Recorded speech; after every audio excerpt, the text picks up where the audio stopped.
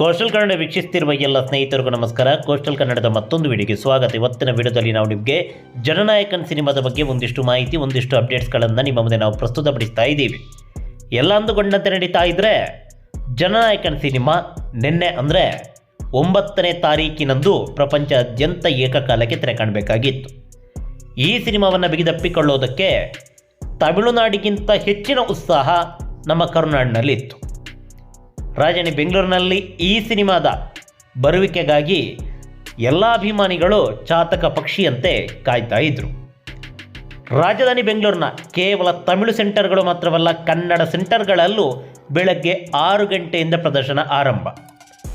ತಮಿಳುನಾಡಿನ ಚೆನ್ನೈನಲ್ಲಿ ticket booking open ಆಗಿರಲಿಲ್ಲ, ಆದರೆ ರಾಜಧಾನಿ ಬೆಂಗಳೂರಿನಲ್ಲಿ ಟಿಕೆಟ್ ಬುಕಿಂಗ್ ಓಪನ್ ಕೂಡ ಆಗಿತ್ತು. ಅದಾಗಲಿ ಸೋಲ್ಡ್ ಔಟ್ ಕೂಡ ಆಗಿತ್ತು. ಒಂದೆರಡು ಚಿತ್ರಮಂದಿರ ಅಲ್ಲ, ಈ ಸಿನಿಮಾ ಎಲ್ಲೆಲ್ಲ ರಿಲೀಸ್ ಆಗುತ್ತೋ, ಎಲ್ಲೆಲ್ಲ ಫ್ಯಾನ್ ಶೋ ಇತ್ತೋ ಎಲ್ಲ ಚಿತ್ರಮಂದಿರಗಳಲ್ಲೂ ಸೋಲ್ಡ್ ಔಟ್ ಪ್ರದರ್ಶನ ಆಗಲಿಲ್ಲ, ಟಿಕೆಟ್ ಬುಕ್ಕಿಂಗ್ ಆಗಿರೋದು. ಟಿಕೆಟ್ ಎಷ್ಟು? ಈಗಾಗಲೇ ಕಳೆದ ಎಪಿಸೋಡ್ನಲ್ಲಿ ನಾವು ನಿಮಗೆ ಹೇಳಿದ್ವಿ. Minimum 1,000 ticket. Balcony 1,000, second class 800 ರೂಪಾಯಿ. ಫ್ಯಾನ್ ಶೋಗೆ ಹೇಳ್ತಾ ಇರೋದು. ಇದಕ್ಕೆಲ್ಲ ಕಾರಣ ಒಂದಿತ್ತು. ಅದೇನಪ್ಪ ಅಂತ ಹೇಳಿದ್ರೆ, ಈ ಸಿನಿಮಾ ವಿಜಯ್ ಅವರ ಕಟ್ಟಕಡೆಯ ಸಿನಿಮಾ. ಇದಾದ ಬಳಿಕ ವಿಜಯ್ ಅವರು ಯಾವುದೇ ಸಿನಿಮಾವನ್ನು ಮಾಡಲ್ಲ, ಅವರು ಫುಲ್ ಟೈಮ್ ರಾಜಕಾರಣಕ್ಕೆ ಇಳಿತಾರೆ. ಹೀಗಾಗಿ ಈ ಸಿನಿಮಾದ ಕ್ರೇಜ್ ಸಿಕ್ಕಾಪಟ್ಟೆ ಇತ್ತು. ಆದರೆ 9ನೇ ತಾರೀಕು ಸೆನ್ಸರ್ ಆಗದ ಕಾರಣ ಈ ಸಿನಿಮಾ ತೆರೆಗೆ ಅಪ್ಪಳಿಸಿಲ್ಲ. ಸಿಕ್ಕಾಪಟ್ಟೆ ನಿರೀಕ್ಷೆಯಲ್ಲಿದ್ದಂತಹ ಅಭಿಮಾನಿಗಳಿಗೆ ನಿರಾಸೆಯಾಗಿತ್ತು. ರಿಲೀಸ್ ಆಗಿಲ್ಲ, ನಮ್ಮಣ್ಣನ ಕೊನೆಯ ಸಿನಿಮಾ, ಮುಂದೇನು ಮಾಡಬೇಕು? ಕೊನೆ ಸಿನಿಮಾಗೇನೆ ಈ ಮಟ್ಟಕ್ಕೆ ಈ ರೀತಿಯಾಗಿ ಮಾಡಿದ್ರಲ್ಲ, ಇದರ ಹಿಂದೆ ಏನಿದೆ? ದ್ವೇಷ ರಾಜಕಾರಣನ? ಒಟ್ಟಾರೆಯಾಗಿ ಅಭಿಮಾನಿಗಳಿಗೆ ಈ ಸಿನಿಮಾ ರಿಲೀಸ್ ಆಗಿಲ್ಲ ಅನ್ನೋದೇ ಸಿಕ್ಕಾಪಟ್ಟೆ ನಿರಾಸೆಗೆ ಕಾರಣವಾಗಿತ್ತು, ಹಾಗೆ ಬೇಸರಕ್ಕೆ ಕಾರಣವಾಗಿತ್ತು. ಈಗಾಗಲೇ ನೀವು ದೃಶ್ಯಾವಳಿಯಲ್ಲಿ ನೋಡ್ತಾ ಇದ್ದೀರಾ. ಇದು ರಾಜಧಾನಿ ಬೆಂಗಳೂರಿನ ಶ್ರೀರಾಮ್ಪುರದಲ್ಲಿರುವಂಥ ಅರುಣ ಚಿತ್ರಮಂದಿರ. ಈ ಚಿತ್ರಮಂದಿರದಲ್ಲಿ ಸಿಕ್ಕಾಪಟ್ಟೆ ಕ್ರೇಜು. ಇದು ಮತ್ತು ಮುಕುಂದ ಮತ್ತೊಂದು ಚಿತ್ರಮಂದಿರ. ಈಗ ನಾವು ಹೇಳ್ತಿರೋದು ಅರುಣ ಚಿತ್ರಮಂದಿರದ ಬಗ್ಗೆ. ತಮಿಳು ಸೆಂಟರ್, ಪಕ್ಕಾ ತಮಿಳು ಸೆಂಟರ್ ಇದೆ. ಯಾಕಂತ ಹೇಳಿದ್ರೆ ಸುತ್ತಮುತ್ತ ಇರುವಂಥದ್ದೆಲ್ಲ ತಮಿಳಿನವರೇ. ಹೀಗಾಗಿ ಇಲ್ಲಿ ಅದೆಂಥದ್ದೇ ತಮಿಳು ಸಿನಿಮಾ ರಿಲೀಸ್ ಆದರೆ ಈ ಚಿತ್ರಮಂದಿರ ಪ್ರದರ್ಶನ ಕಾಣುತ್ತೆ. ಅರುಣ ಚಿತ್ರಮಂದಿರ ತಮಿಳರಿರುವಂತಹ ಈ ಏರಿಯಾದಲ್ಲಿ ಇರುವಂತಹ ಅರುಣ ಚಿತ್ರಮಂದಿರದಲ್ಲಿ ಜನನಾಯಕನ್ ಸಿನಿಮಾ ರಿಲೀಸ್ ಆಗಬೇಕಾಗಿತ್ತು. ಸಿಕ್ಕಾಪಟ್ಟೆ ಕ್ರೇಜ್. ವಿಜಯ್ ಅವರ ಸಿಕ್ಕಾಪಟ್ಟೆ ಕಟೌಟ್ಗಳನ್ನು ಇಲ್ಲಿ ನಿಲ್ಲಿಸಲಾಗಿತ್ತು. ಹೂವಿನ ಹಾರ, ಪಟಾಕಿ ಎಲ್ಲನೂ ಕೂಡ ಇತ್ತು. ಒಳ್ಳೆ ಮದುವೆ ಹಾಲ್ ಥರ ಚಿತ್ರಮಂದಿರವನ್ನು ಸಿಂಗಾರ ಕೂಡ ಮಾಡಿದ್ರು. ಜನಸಾಗರ. ರಿಲೀಸ್ ಆಗಿಲ್ಲ, ಮುಂದೇನು ಮಾಡಬೇಕು ಅನ್ನುವಾಗ ಚಿತ್ರಮಂದಿರದವ್ರಿಗೊಂದು ಐಡಿಯಾ ಬಂತು. ವಿಜಯ್ ಅವರ ಹಳೆಯ ಸಿನಿಮಾವನ್ನು ಪ್ರದರ್ಶನ ಮಾಡಿದರೆ ಹೇಗೆ ಅಂತ. ಹೀಗಾಗಿ ಅರುಣ ಚಿತ್ರಮಂದಿರದಲ್ಲಿ ಮೆರ್ಸೆಲ್ ಸಿನಿಮಾವನ್ನು ಪ್ರದರ್ಶನ ಮಾಡಿದ್ರು. ಈಗಾಗಲೇ ನೀವು ದೃಶ್ಯಾವಳಿಯಲ್ಲಿ ನೋಡ್ತಾ ಇದ್ದೀರಾ. ಇದು ಜನನಾಯಕನ್ ಸಿನಿಮಾಗೆ ಸೇರಿದಂಥ ಜನಸ್ತೋಮ ಅಲ್ಲ, ಇದು ಮೆರ್ಸೆಲ್ ಸಿನಿಮಾವನ್ನು ವೀಕ್ಷಣೆ ಮಾಡೋದಕ್ಕೆ ಬಂದಂತಹ ಪ್ರೇಕ್ಷಕರು. ಒಂದೊಂದ್ಸಲ ಅನಿಸುತ್ತೆ, ಇದೇ ಕ್ರೇಜ್ ನಮ್ಮ ಕನ್ನಡ ಸಿನಿಮಾಗಿದ್ದರೆ,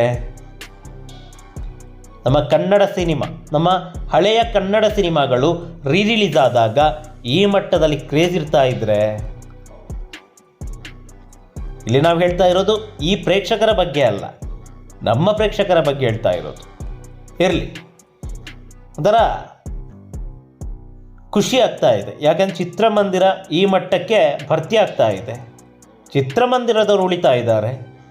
ಈ ಮೂಲಕ ಒಂದಿಷ್ಟು ಬಿಸ್ನೆಸ್ಗಳು ಆಗ್ತಾ ಇದೆ. ಬೇಸರ ಅಂತೇಳಿದರೆ, ನಮ್ಮ ಕನ್ನಡ ಸಿನಿಮಾಗಳಿಗೆ ಈ ಮಟ್ಟದಲ್ಲಿ ಚಿತ್ರಮಂದಿರಕ್ಕೆ ನುಗ್ಗಿ ಬರ್ತಾ ಇಲ್ವಲ್ಲ ಅನ್ನೋದೇ. ಅವರ ಹಳೆಯ ಸಿನಿಮಾಗಳಿಗೆ ಈ ಮಟ್ಟದಲ್ಲಿ ಕ್ರೇಜ್ ಇದೆ, ಅದು ನಮ್ಮ ರಾಜಧಾನಿ ಬೆಂಗಳೂರಿನಲ್ಲಿ, ನಮ್ಮ ಮಣ್ಣಿನಲ್ಲಿ. ಆದರೆ ನಮ್ಮ ಹಳೆಯ ಸಿನಿಮಾ ಬಿಟ್ಟಾಕೆ ಸ್ವಾಮಿ, ಹೊಸ ಸಿನಿಮಾಗಳಿಗೂ, ಅದರಲ್ಲೂ ಸ್ಟಾರ್ ನಟರ ಸಿನಿಮಾಗಳಿಗೂ ಈ ಮಟ್ಟದಲ್ಲಿ ಬರ್ತಾ ಇಲ್ವಲ್ಲ ಪ್ರೇಕ್ಷಕರು. ಯಾಕೆ ಗೊತ್ತಿಲ್ಲ, ಪ್ರಶ್ನಾರ್ಥಕ. ರಾಜಧಾನಿ ಬೆಂಗಳೂರಿನಲ್ಲಿ ಈ ಮಟ್ಟದಲ್ಲಿ ಸೆಲೆಬ್ರೇಷನ್ನು ಯಾವತ್ತೂ ಆಗಿಲ್ಲ ತಮಿಳು ಸಿನಿಮಾಗೆ. ಈ ಮಟ್ಟದಲ್ಲಿ ಕ್ರೇಜು, ಈ ಮಟ್ಟದಲ್ಲಿ ಸೆಲೆಬ್ರೇಷನ್ನು ಇಲ್ಲ. ಇದೊಂಥರ ಪೀಕ್ ಲೆವೆಲ್ನ ಸೆಲೆಬ್ರೇಷನ್. ಅದಕ್ಕೆ ಕಾರಣ ಇದು ವಿಜಯ್ ಅವರ ಕಟ್ಟ ಕಡೆಯ ಸಿನಿಮಾ. ಜನನಾಯಕನ್ ರಿಲೀಸ್ ಆಗಿಲ್ಲ, ಹಾಗಂತ ಅಭಿಮಾನಿಗಳು ಸುಮ್ಮನೆ ಕೂತಿಲ್ಲ. ಮೆರ್ಸೆಲ್ ಸಿನಿಮಾವನ್ನು ಅದೇ ಕ್ರೇಜ್ನಲ್ಲಿ ವೀಕ್ಷಣೆ ಮಾಡಿದ್ದಾರೆ ರಾಜಧಾನಿ ಬೆಂಗಳೂರಿನ ಶ್ರೀರಾಮ್ಪುರದ ಅರುಣ ಚಿತ್ರಮಂದಿರದಲ್ಲಿ. ಒಟ್ಟಾರೆಯಾಗಿ ಏನು ಹೇಳಬೇಕೋ ಒಂದು ಕೂಡ ಗೊತ್ತಾಗ್ತಾ ಇಲ್ಲ. ಸಿನಿಮಾ ಅಂತೂ ಅತ್ಯದ್ಭುತವಾಗುತ್ತೋ ಇಲ್ಲವೋ, ಆರಂಭದಲ್ಲಿ ಇದ್ದಂಥ ಕ್ರೇಜ್ ಮತ್ತೆ ಇರುತ್ತೋ ಎಲ್ಲ ಕೂಡ ಪ್ರಶ್ನಾರ್ಥಕ. ಆದರೆ ಈ ಸಿನಿಮಾದ ಕ್ರೇಜ್ ಮಾತ್ರ ಅತ್ಯದ್ಭುತ. ಇದೇ ರೀತಿ ಮುಂದುವರೆದರೆ, ಅಂದರೆ ಈ ಕ್ರೇಜ್ ಏನಿದೆ, ಪ್ರೆಸೆಂಟ್ ಇರುವಂಥ ಕ್ರೇಜ್ ಈ ಸಿನಿಮಾ ರಿಲೀಸ್ ಆದ ಬಳಿಕವೂ ಇದ್ದರೆ ಎಲ್ಲೋ ಹೋಗುತ್ತೆ ಈ ಸಿನಿಮಾ. ಯಾಕಂತೇಳಿದರೆ ಆ ಮಟ್ಟದಲ್ಲಿ ಅಲ್ಟಿಮೇಟ್ ಆದಂಥ ಕ್ರೇಜ್ ಎಲ್ಲ ಕಡೆ. ಈಗಾಗಲೇ ಹೇಳಿದಂತೆ ಇದಕ್ಕೆ ಕಾರಣ ಇದು ವಿಜಯ್ ಅವರ ಕಟ್ಟ ಕಡೆಯ ಸಿನಿಮಾ. ಇದಾದ ಬಳಿಕ ವಿಜಯ್ ಅವರು ಯಾವುದೇ ಸಿನಿಮಾದಲ್ಲಿ ಅಭಿನಯ ಮಾಡೋದಿಲ್ಲ, ಫುಲ್ ಟೈಮ್ ರಾಜಕಾರಣಿ ಆಗ್ತಾರೆ. ನಮ್ಮ ರಾಜಧಾನಿ ಬೆಂಗಳೂರು, ನಮ್ಮ ಕರ್ನಾಟಕದಲ್ಲಿ ಎಲ್ಲ ಕಡೆಗಳಲ್ಲೂ ಕೂಡ ಈ ಸಿನಿಮಾಗೆ ಭರ್ಜರಿಯಾದಂತಹ ಪ್ರದರ್ಶನಗಳು ಹಾಗೆ ಚಿತ್ರಮಂದಿರಗಳು ಸಿಕ್ಕಿವೆ. ರಾಜಧಾನಿ ಬೆಂಗಳೂರಿನಲ್ಲಿ ಎಲ್ಲ ಚಿತ್ರಮಂದಿರಗಳು ಕೇವಲ ತಮಿಳು ಸೆಂಟರ್ಗಳು ಮಾತ್ರವಲ್ಲ. ತಮಿಳು ಸೆಂಟರ್ ಅಂತ ಹೇಳಿದ ಕೂಡಲೇ ಒಂದಿಷ್ಟು ಮಂದಿ ಹೇಳ್ಬೋದು, ಗುರು ಇದು ಕರ್ನಾಟಕ, ಇಲ್ಲಿ ತಮಿಳು ಸೆಂಟರ್ ಏನಿಲ್ಲ ಹಂಗೆ ಹಿಂಗೆ ಅಂತ. ಆದರೂ ಕೂಡ ನಾನು ಹೇಳ್ತಾ ಇರೋ ಸತ್ಯನೇ, ಇದು ಕರ್ನಾಟಕ ನಿಜ. ಹಾಗಂತ ತಮಿಳು ಸೆಂಟರ್ಗಳಿಲ್ವಾ? ಒಂದಿಷ್ಟು ಚಿತ್ರಮಂದಿರಗಳಲ್ಲಿ ತಮಿಳು ಸಿನಿಮಾಗಳನ್ನು ಬಿಟ್ಟು ಬೇರೆ ಸಿನಿಮಾಗಳ ಪ್ರದರ್ಶನ ಮಾಡೋದೇ ಇಲ್ಲ. ರಾಜಧಾನಿ ಬೆಂಗಳೂರು ಮಾತ್ರ ಅಲ್ಲ, ರಾಜ್ಯಾದ್ಯಂತ. ನಮ್ಮ ಮಂಗಳೂರಿನಲ್ಲಿ ಒಂದು ಪ್ಲಾಟಿನಮ್ ಅಂತ ಚಿತ್ರಮಂದಿರ ಇತ್ತು. 90ರ ದಶಕ ಪಕ್ಕ ಕನ್ನಡ ಸೆಂಟರ್. ಅದಾದ ಬಳಿಕ ಒಂದೇ ಒಂದು ಕನ್ನಡ ಸಿನಿಮಾಗಳನ್ನು ಪ್ರದರ್ಶನ ಮಾಡಲಿಲ್ಲ ಆ ಚಿತ್ರಮಂದಿರದಲ್ಲಿ. ಕನ್ನಡಗೆ ತುಳು ಸಿನಿಮಾಗಳನ್ನು ಕೂಡ ಪ್ರದರ್ಶನ ಮಾಡಿರಲಿಲ್ಲ. ಪ್ರತಿಭಟನೆ ಆಗಿತ್ತು. ಇರಲಿ, ಆ ವಿಚಾರದ ಬಗ್ಗೆ ಮಾತಾಡ್ಲಿಕ್ಕೆ ಹೋದರೆ ನಾವಿನ್ನು ಸಬ್ಜೆಕ್ಟ್ ಬಿಟ್ಟು ಮಾತಾಡ್ದಂಗೆ ಆಗುತ್ತೆ. ಹಾಗಾದ್ರೆ ಅದು ಯಾವ ಸೆಂಟರ್ ಆಗುತ್ತೆ? ಇಲ್ಲಿ ನಟರಾಜ ಅಂತ ಈಗ ನೋಡಿ, ಈಗ ದೃಶ್ಯಾವಳಿಯಲ್ಲಿ ನೋಡ್ತಾ ಇದ್ದೀರಾ,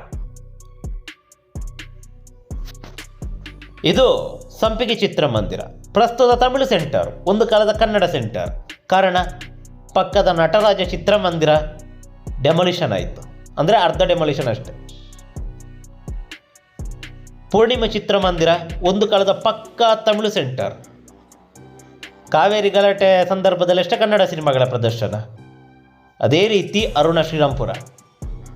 ಶ್ರೀರಾಮ್ಪುರದ ಅರುಣ ಚಿತ್ರಮಂದಿರ ಕೂಡ ಪಕ್ಕಾ ತಮಿಳು ಸೆಂಟರ್. ಸುಮಾರಿದೆ. ಯಶವಂತಪುರದಲ್ಲಿ ಕೇಶವ ಅನ್ನೋ ಒಂದು ಚಿತ್ರಮಂದಿರ ಇತ್ತು. ಹೀಗೆ ಅನೇಕ ಚಿತ್ರಮಂದಿರಗಳು ತಮಿಳು ಸೆಂಟರ್, ಮತ್ತೊಂದಿಷ್ಟು ತೆಲುಗು ಸೆಂಟರ್, ಮತ್ತೊಂದಿಷ್ಟು ಪರಭಾಷಾ ಸಿನಿಮಾಗಳನ್ನು ಪ್ರದರ್ಶನ ಮಾಡುವಂತಹ ಚಿತ್ರಮಂದಿರ ಎಲ್ಲ ಬರುತ್ತೆ.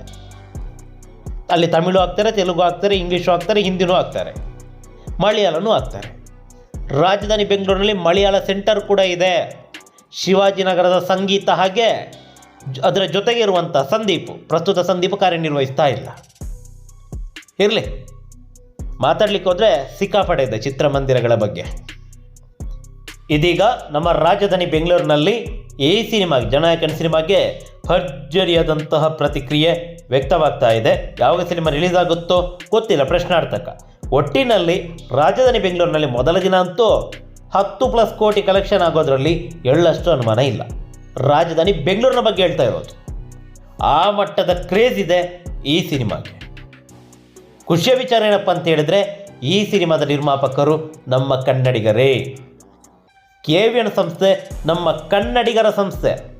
ಹೀಗಾಗಿ ಈ ಸಿನಿಮಾ ಗೆದ್ದರೆ ಪ್ರತಿ ಕನ್ನಡಿಗನು ಹೆಮ್ಮೆ ಪಡಲೇಬೇಕು, ಖುಷಿ ಪಡಬೇಕು. ಯಾಕಂತೇಳಿದರೆ ಈ ಸಿನಿಮಾ ಗೆದ್ದರೆ ನಮ್ಮ ಕನ್ನಡಿಗ ಗೆಲ್ತಾರೆ, ಮತ್ತೊಂದಿಷ್ಟು ಸಿನಿಮಾಗಳ ನಿರ್ಮಾಣ ಆಗುತ್ತೆ. ನಮಸ್ಕಾರ.